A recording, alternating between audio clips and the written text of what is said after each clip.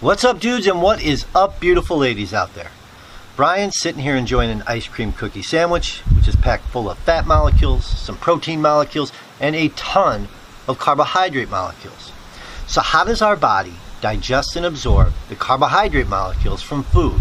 A quick review. There are three main types of carbohydrates. Monosaccharides, which are single molecules, disaccharides, which are two monosaccharide molecules bonded together, and polysaccharides, which are many monosaccharide molecules bonded together. And some shorter strands of polysaccharides are often called oligosaccharides.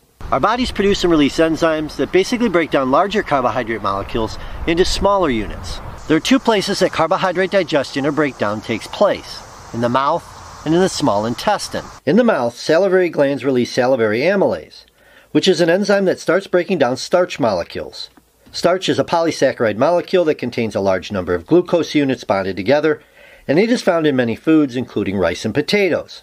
Once the food or bolus is swallowed and enters the stomach, the low pH of the stomach inactivates the salivary amylase. There's virtually no digestion of disaccharides until they reach the small intestine, and we'll cover them in a minute. As the bolus moves from the stomach into the duodenum and jejunum, which are the first parts of the small intestine, the pancreas releases pancreatic juice into the small intestine. This juice contains pancreatic amylase, which is an enzyme that continues the breakdown or digestion of starch into shorter strands of glucose. The brush border or microvilli, which are tiny hair-like projections located on the enterocyte cells of the small intestine, also contain enzymes that finish the breakdown of starch into single glucose molecules that are ready for absorption. Now for the two-unit disaccharides, which my ice cream cookie had a ton of. So the three main disaccharides are sucrose, or sugar, which is comprised of a glucose molecule and a fructose molecule, lactose, which is galactose and glucose, and maltose, which is two glucose units.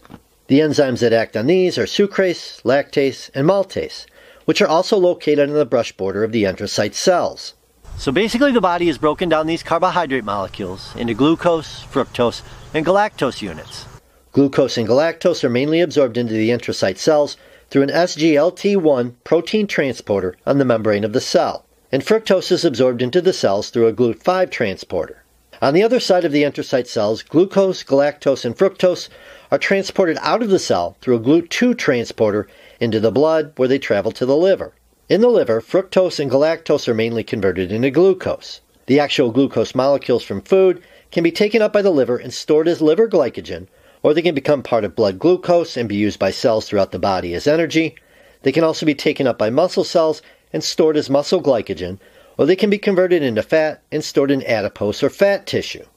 And folks, that be the basics on how carbohydrates are digested and absorbed.